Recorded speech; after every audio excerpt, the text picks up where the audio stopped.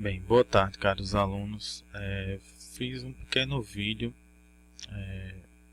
com uma resolução do nosso trabalho sobre reações químicas, né? E colocarei algumas respostas sugeridas e uma pequena discussão. Bem, a questão 1, o que é característico uma reação química? Então, a caracterização de uma reação química é a interação que ocorre entre substâncias, denominadas reagentes, que são aquelas substâncias antes da seta, são as substâncias que vão se transformar, né, para a formação de outras, que são denominados produtos. No caso da equação química, são as que ficam após a seta, né. Para que ocorra uma reação química, é necessário que os reagentes possuam tendência a reagir entre si, e que essas sejam condições adequadas, como contato, temperatura, pressão e etc. Então, a características, né, vocês colocaram no trabalho de forma tranquila, né, e lembrando que o que precede, né, uma transformação é a mudança na natureza dos reagentes, né, internos, as mudanças nas ligações químicas ou nas formas moleculares das substâncias. Suponha a seguinte reação: H2 mais Cl2 dando 2HCl. Então, aqui em destaque são os reagentes e depois os produtos, né? Escreva o significado dos símbolos e números, também bem tranquilo, né? Então, os símbolos indicam que uma molécula de substância formada por dois átomos do elemento H, elemento hidrogênio, né, H2, reage com a molécula de substância formada por dois átomos do elemento Cl, o elemento cloro, no caso Cl2, gás cloro. Então, a primeira parte da reação são os reagentes, antes da seta, né? E depois o produto é formado, são duas moléculas formadas pelos átomos H e Cl, né? Então, o 2 significa duas moléculas. Então, o G significa gasoso, né? Então, bem tranquila essa questão também. Bem, o balanceamento. O princípio do balanceamento é bem simples. A quantidade de átomos no início, antes da seta, tem que ser igual à quantidade de átomos no final, depois da seta.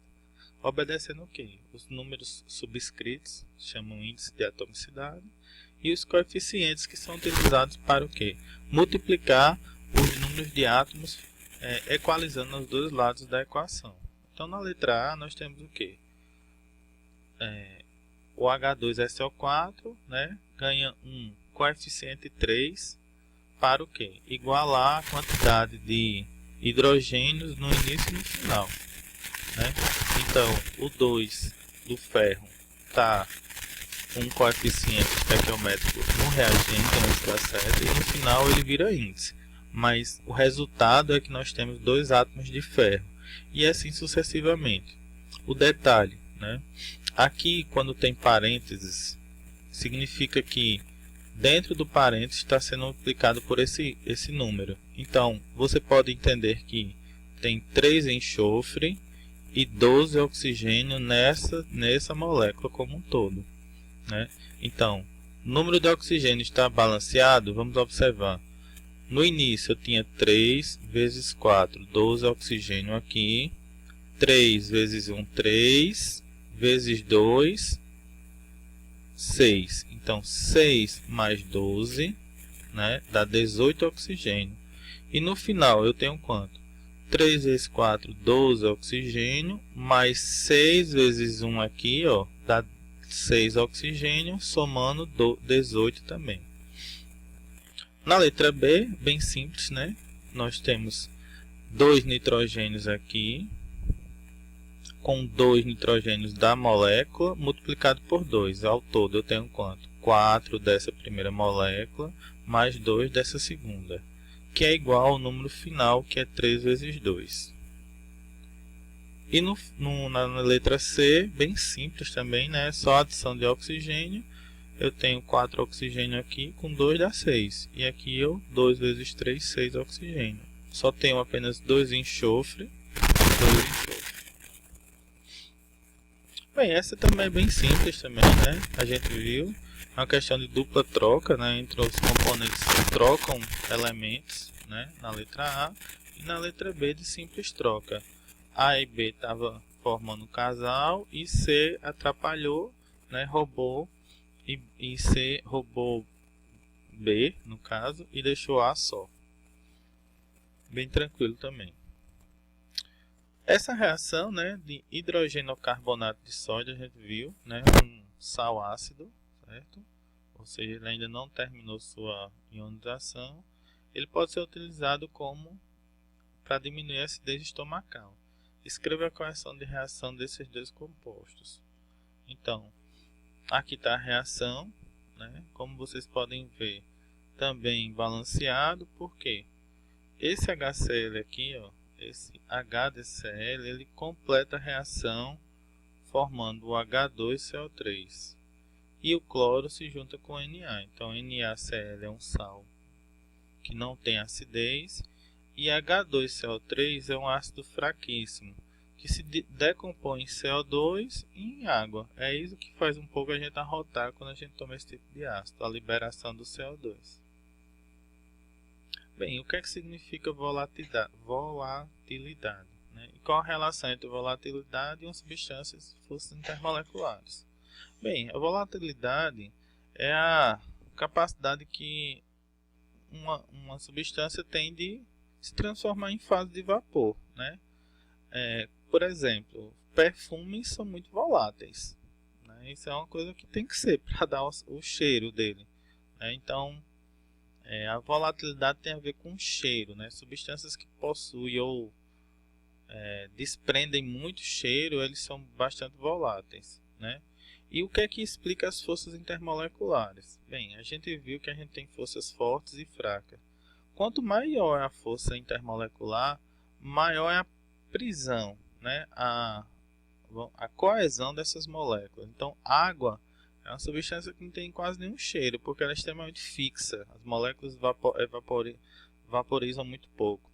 Agora, se você coloca gasolina, que é uma substância orgânica, que tem ponto de ebulição, forças intermoleculares mais fracas, do tipo dipolo induzido, então elas são extremamente voláteis. Então, substâncias mais voláteis têm menor o quê? Força intermolecular. Substâncias fixas têm maior força intermolecular. Está aqui também na resposta. Bem, aqui foi um pessoal errou um pouquinho porque também um pouco falta de atenção, né, de fazer na pressa, porque ele pede a equação total, iônica e reduzida, né? A total, na verdade, é aquela que vocês acertaram, né? Você tem as substâncias e aqui é uma reação de dupla troca, né? Então você basicamente permutou os ânions, né? O carbonato, o nitrato de cálcio, né? O NO3 foi para o lado do K, né? E o outro veio para o lado do Ca. Então, aqui está a equação total. Aqui seria a equação iônica. O que é que se refere a iônica? Porque eu posso transformar isso em íons, né? Então, lembra daquela questão de quantidade de íons que tinha na água mineral, né? A mesma coisa, né? Então, nós temos os cátions e os ânions. E, basicamente, há uma troca de cátion e ânion, onde, né, vocês percebem que na equação dos reagentes, aqui eu tenho aquoso e aquoso, porque são substâncias que são dissolvidas em água, mas assim que se misturam, forma esse S, ele sólido. Aqui poderia ter uma seta, né, precipitando essa substância, por isso que ele não é iônico, ele é sólido. E o resto continua iônico, que é na forma aquosa. Na letra B, né, nós temos a mesma situação. Veja, o carbonato de cálcio com HCl. Vai virar o quê? Vai fazer uma dupla troca, né? Só que aqui, ó, forma um sal, que está no formato aquoso, e um ácido fraco. Esse ácido fraco, por sua vez, ele libera CO2, tá vendo? Ele transforma-se em água em CO2. E aqui estaria uma ideia de uma substância na equação iônica. CaCO3 não é iônico no início, tá vendo? Ele é sólido, mas HCl é iônico, é no meio aquoso. Quando esse H ataca o carbonato se dissolve, né? O problema é justamente dos corais do mar, né? Se a água do mar ficar levemente ácida, essa reação ela acontece mais rápida, né? Então, a água do mar virar ácida significa dissolver o carbonato, que é transformar o carbonato de cálcio, em íons, que dissolvidos em água, por sua vez, perdem a propriedade de ser sólido. Okay? Então, essa foi um pouquinho que todo mundo não conseguiu terminar. Bem, essa é bem simples, porque é uma questão de balanceamento, né, com coeficientes, e aí é bem simples. Ó, veja, eu tenho quantos alumínios no início? 2, né, 2x. E no final eu tenho um Z. Então eu tenho que igualar 2x com um Z. Então qual seria a situação que eu posso igualar? Se eu botar Z igual a 2 aqui e x igual a 1, eu já igualo, né? Mas evidentemente que isso é um que a gente chama tentativa e erro. As respostas são x igual a 1, y igual a 6, né? Z igual a 2 e W igual a 3. A ideia melhor é justamente observar, deixar o oxigênio por último. Então, quando você balanceou o alumínio, né, botou x igual a 1 e z igual a 2, você balanceou o alumínio. E aí é bem simples, porque ó, o alumínio Z sendo 2 vai dar 2 vezes 3, 6 cloros. 6 cloros significa que o Y é 6. E aí você fica com 1, 6, 2 e o W. Bem, é o W que você finaliza. Por quê? Você vai contar 6 hidrogênios aqui e só tem hidrogênios aqui, tem que ser o quê? 3 vezes 2. Então, 3 vezes 2, 6. E o oxigênio que só tem desse lado fica com 3. Porque x é igual a 1. Tenho 3 oxigênio no início. Tenho 3, que virou W, vezes 1 oxigênio no final. A questão 9 também é bem simples. Por quê? Qual o entendimento aí? É uma questão que você identifica que nos produtos você tem o sulfato, repetindo, né? E tem o sódio. Então, o que é que falta nos reagentes? Ora, nada na natureza, nada se cria, nada se perde, tudo se transforma. Então, o que é que não está sendo mostrado? O Ba e o Br. Né? Então, basta o que? Apenas balancear. Né? O Ba, Br2 é porque você vai ter 2Br no final, pelo coeficiente aqui, ó, 2Br, então tem que ter 2Br no início. 1Ba, 1Ba. Então, a questão é bem simples de resolver. E por último, é uma questão também de tinta invisível, né? Bem conhecida, né? E que você tem duas opções. Você pode, como a tinta invisível é nitrato de chumbo, que ela não conseguia ser vista, basta botar uma solução de sulfeto de sódio.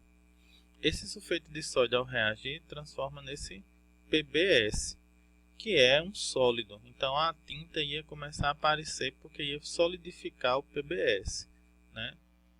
E a outra opção seria reagir com iodeto de sódio, NaI, que produziria o iodeto de chumbo, que é uma cor amarela, um sólido amarelo. Então você poderia ver também a tinta escrita, né, ou o que foi escrito, certo? Então foi isso, um trabalho bem simples. Eu estou mandando esse vídeo para vocês estudarem, né? Nós corrigimos a avaliação de sais e óxidos na sala. Então qualquer dúvida é só entrar em contato. Um abração.